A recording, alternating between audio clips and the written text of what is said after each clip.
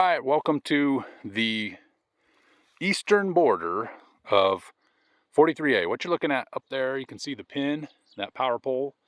That's looking south. That's looking east. So there's the southern road here that you come in on. See my car there, and then this is looking west, and this is looking north. Okay, and so again, this is looking back towards the road front. You can see the power is right off the frontage, which is nice.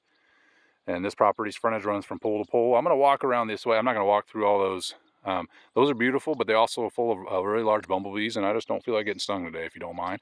But I wanted to start here. Again, what you're looking at, if you're looking at the map, we're looking south, and we're on the eastern border.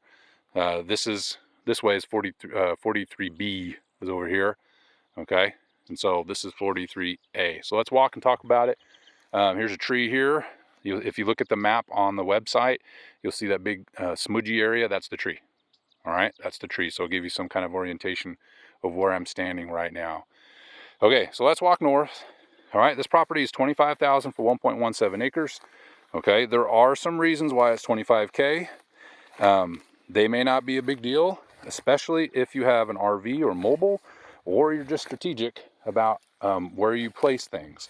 Okay, I'm going to start over here actually. I'm going to head, what I'm doing is looking out to the west. I'm moving towards this power pole here, which is the edge of the property. Okay, so the two things to kind of consider, there is some topography here that's a little bit hilly. All right, it did rain really heavy last night. Okay, so you'll see there's no standing water though. That's, when you're looking at property, that's a really big deal. Okay, there is a barbed wire fence right here. That's an old, that comes down. Okay, that's just kind of an artifact from the previous owner, the farmer that owned this. Again, here's the power pole. That's the eastern border. Okay, and here's the tree behind me. Nice big tree. All right, and so that's a smudgy spot. So if you find that, we can kind of see where we're at. I'm heading west. All right, if you look at the plat map, you'll see there's some easements on there, the dotted lines. Okay, see this yellow marker right here? This easement runs right down this property like that. See the yellow easements in the out in the distance, and then down that way. What does an easement mean? Okay, well, there's another one here, these little markers that run kind of an angle from the property. You can see the pin right there, that's the northern pin, one of them, okay? And it runs right up here and they converge. All right, so if you look at the plat map, you'll be able to see that. All right, what does that mean? Number one, you wouldn't want to dig anything on top, unless you called One Oak, and they would probably say no. You wouldn't want to dig anything in that area. These markers, by the way, come down. They're just placed here when they built the road. Just like if you call Blue Stake and you want to dig in your, like if I dig around my house, they have to come out and mark off where the cable lines are, etc. Okay, so you wouldn't want to dig there. Two, you wouldn't want to put anything on top. So there's a 25-foot easement on each side. So 25 feet this way, 25 feet that way. And I'll walk off so you can get an idea how far that is. You just won't want to build anything in that. So there's kind of this triangle area here that you're good. And it's a nice flat spot right there. Be a nice place for something. And then there's the pin here, and that one other easement comes out and converges here. Okay, look at the plat map and you'll see that. You just want to stay 25 feet off of those. If you could build something on there if you want to, okay, but if they ever need to come out and fix it, they're going to tear down whatever's on top of it. Okay, what's the likelihood of them doing, having to come out? Probably pretty low, but I would never want to make a promise, oh, they're never going to come out here, and then it happens. Okay, that's just something to consider. That's one of the reasons this property is a little bit cheaper, even though it's a large area. There's still plenty of area to do things out here. This is a flat spot. What I'm looking at here in that pin in the distance, that's the northwest corner. Okay, northwest corner, and this is this flat area here. You can see that little flag there is the other easement. And so this area in here, there's the pole, that's the marker. This is an area that you're 25 feet off. I'm well over 25 feet here from that easement. Like, I don't know how many feet that is, but that's a lot. I'm gonna go maybe 30. Okay,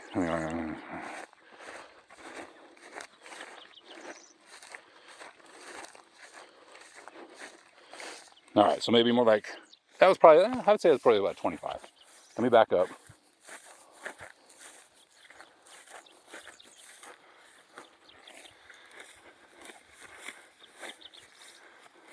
Maybe right there.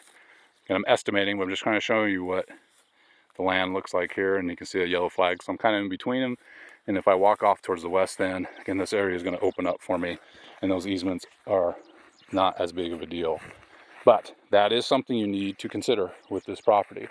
Okay, and here is the eastern border then. I'm sorry, the western border, excuse me. Western border where my car is. And where that power pole is, that's the western border. And again, we're looking across the property into the north now.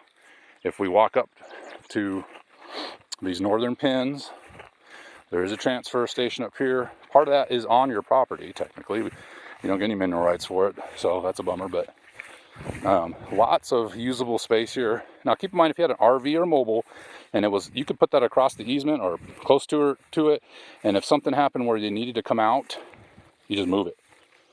Okay, so the easements are really a concern if you're going to put something permanent out here on top of them. That's when you'd want to be careful. Okay, if it's something movable, then not as big of a deal.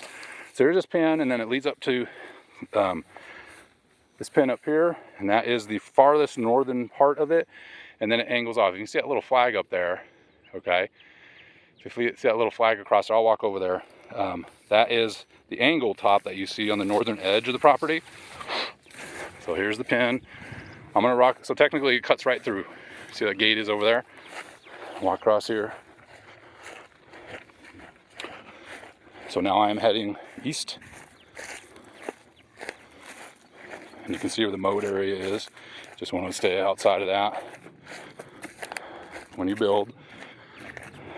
So again, this property would be, I think, fantastic buy for somebody who has mobile living quarters, just to be safe. You could build outbuildings and stuff, you just want to be strategic about it. And then here's the pin out here.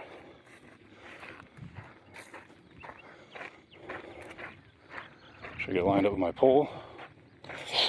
See this road right here, that angle, that's part of that angle here. Okay. And this is the more or less part, just because I'm going to be, we see MOL, that's what that means. But this is more or less the border here as we look back toward that power pole, looking south.